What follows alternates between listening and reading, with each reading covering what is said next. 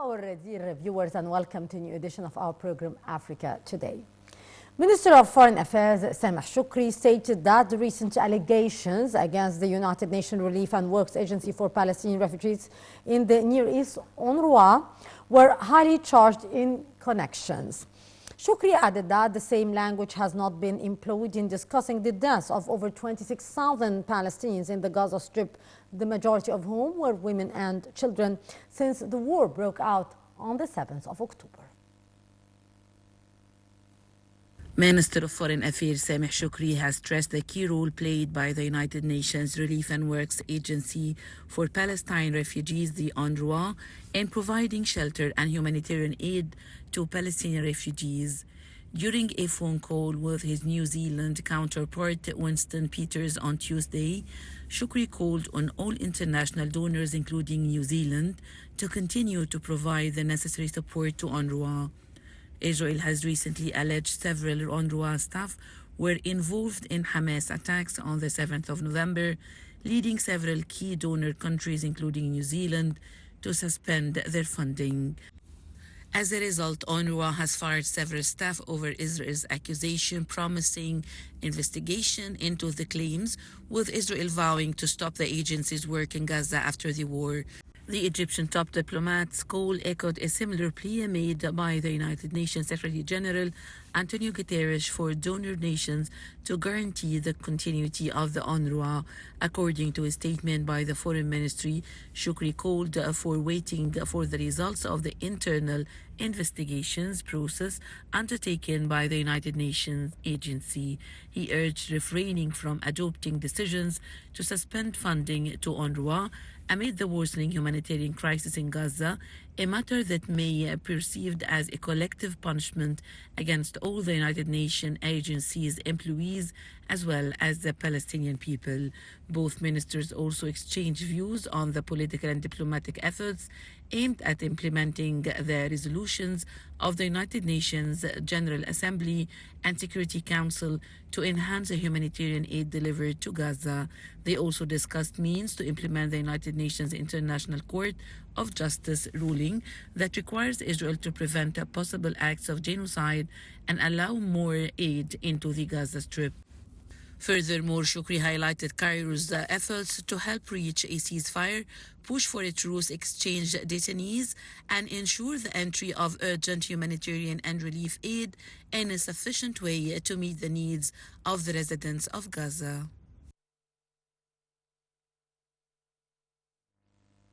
And to shed more light on the latest developments in the Gaza Strip, we are very much delighted to be joined over the phone by Dr. Ahmed Mostafa, the expert in international relations. Good afternoon to you, Doctor.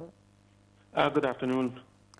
Sir, President Abdel Fattah al-Sisi stressed the importance of the international community's action in implementing relevant UN resolutions. What's your take on that, sir?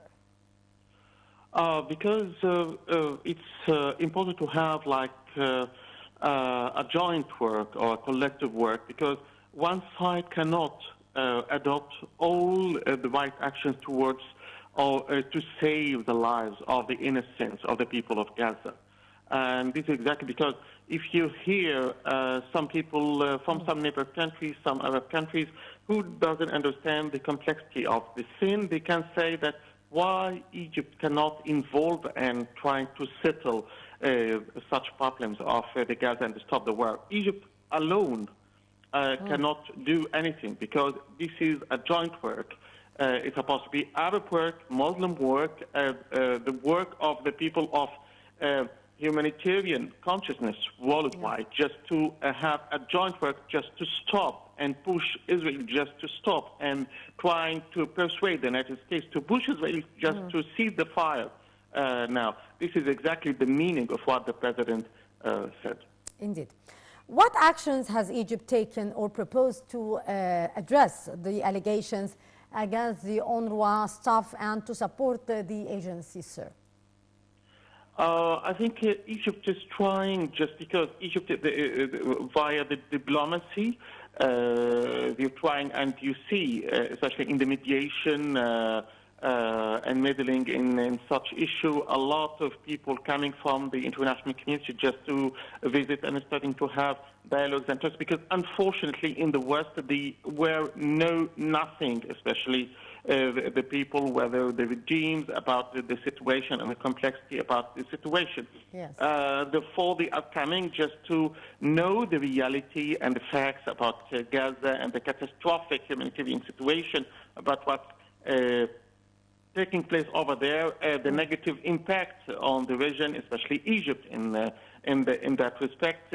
Such matters need like a high level of wisdom, just to go and negotiate and persuade all the concerned parties just to come and just to try to put an end for what's taking place every day, because there is not only humanitarian catastrophic situation, but also economic situation impacts, geopolitical negative impacts on the region and on the whole world. Because also, as you see, the economic situation, because the tensions that are taking place in the Red Sea, because Al-Houthi think that once the Israel see the fire, yes, we will leave the ships of Israel and the countries that having allies with to pass from the Bab el-Mandeb Strait.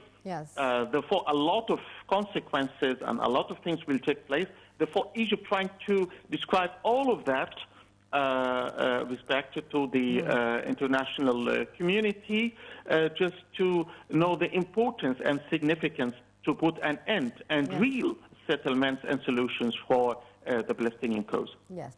Sir, how actually is Egypt contributing to the implementation of the UN resolution and the ruling of the International Court of Justice that requires Israel actually to prevent possible acts of genocide and allow more aid to enter into the Gaza Strip? Not only we're not waiting the international resolutions or the International Court of Justice just to stop the genocide that's happening from the Zionist entity, this cannibalist entity, unfortunately. We started from day one just to try to help and things like that, and to mediate between the parties locally, regionally, and internationally, just to stop the genocide. But unfortunately, we already send the aids to the people. However, and as we listen from alive testimonies from the drivers of the trucks and things like that, the Israeli side, not only the Israeli side, even the settlers, just trying to stop by force the drivers and the trucks from going inside Gaza and presenting the proper aid according to international resolutions and the sentences of or the decisions of the International Court of Justice. Egypt always resorting to the international law and to the wisdom in such tensions. Indeed. Sir, would you elaborate on Cairo's measures or the initiatives actually to achieve a ceasefire, push for a truce, exchange detainees, and to ensure the entry of the urgent humanitarian aid to the people suffering in the Gaza Strip? We always put that in our priorities because the cause of Palestine is like Egyptian cause.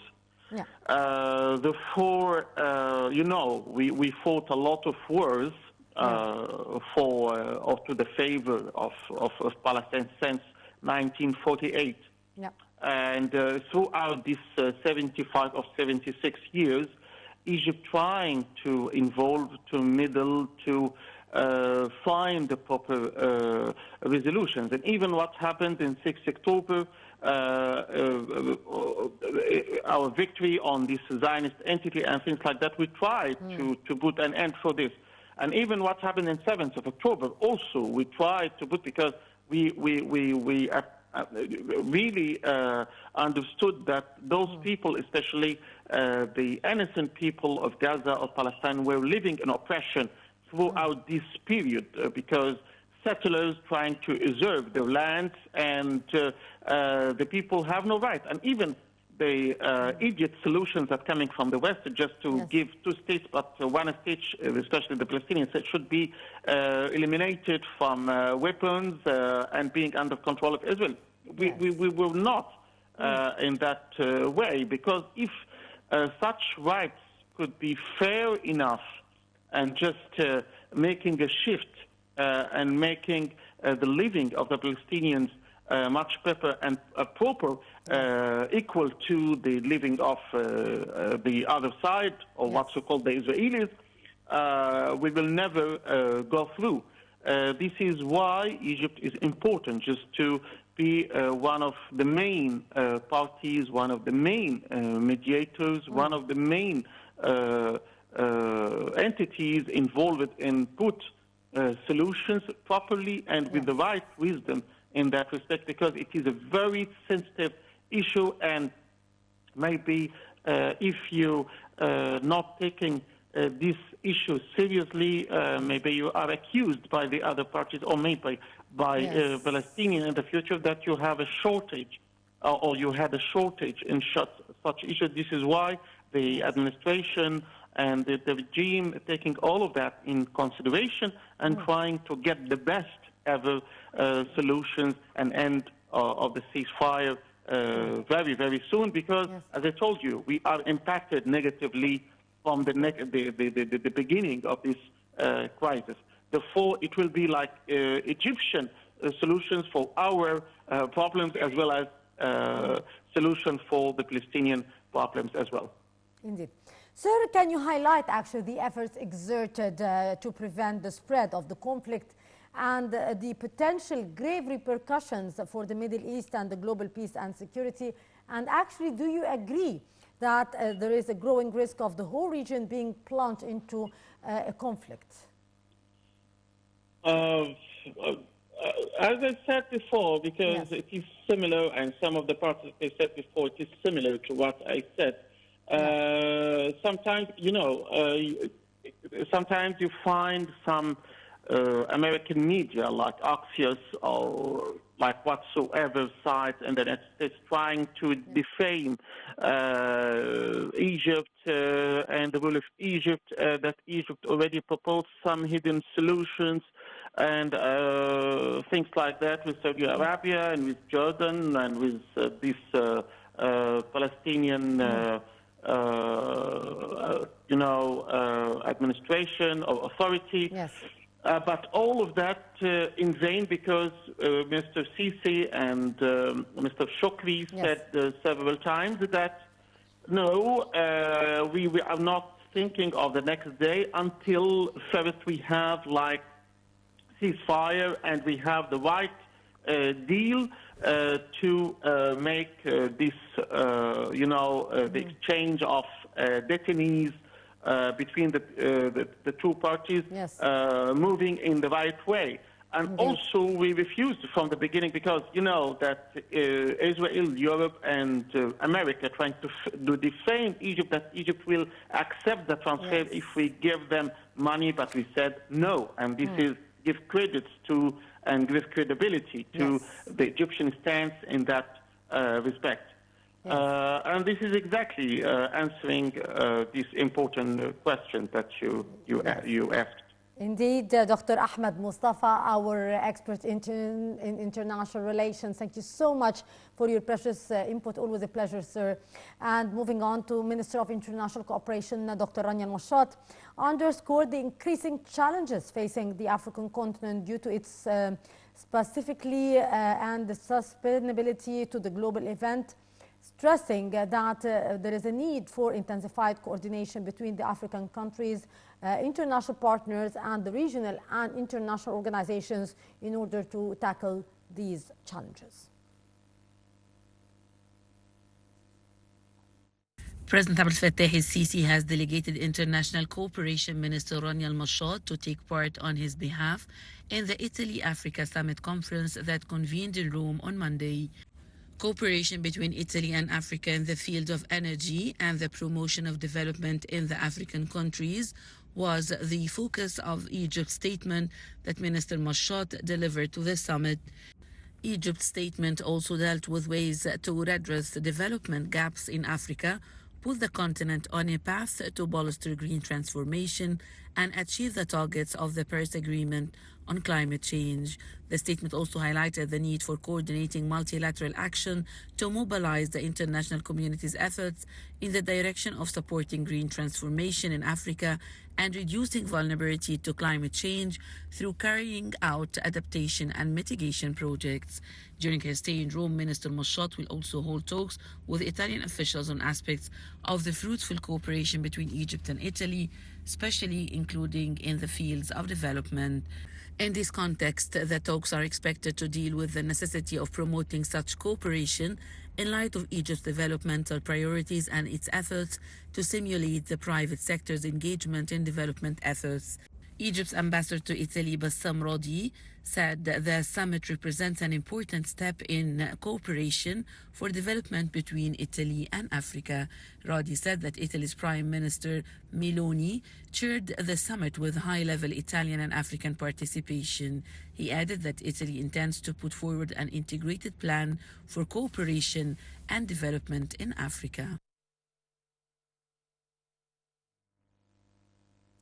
Zimbabwe launched a cholera vaccination campaign to immunize over 2 million people against the waterborne disaster Ahmed an outbreak that has killed hundreds since late last year. According to the health ministry statistics, cholera had killed around 452 people and infected a total of 20,446 others in the southern African country as of January 24th. Zimbabwe launched a cholera vaccination campaign aiming to immunize over 2 million people against the waterborne disease. Administered orally, the vaccine offers protection for at least 6 months. Beginning in Kwadazana near Harare, health workers focus on school children and door-to-door initiatives. The outbreak, ongoing since February 2023, has claimed over 400 lives and infected more than 20,000 individuals. Zimbabwe will receive a total of 2.3 million vaccine doses from UNICEF and the World Health Organization to be deployed to 29 of the hardest hit districts. According to the health ministry, more than 892,000 doses have already been dispatched. Cholera is spread by contaminated food or water and often occurs in crowded urban areas with poor sanitation facilities. In November, the Zimbabwean government moved to restrict public gatherings and food vending and monitor burials in areas affected by cholera after cases spiked. The campaign acts as a crucial preventive measure against cholera in crowded urban areas with sanitation challenges.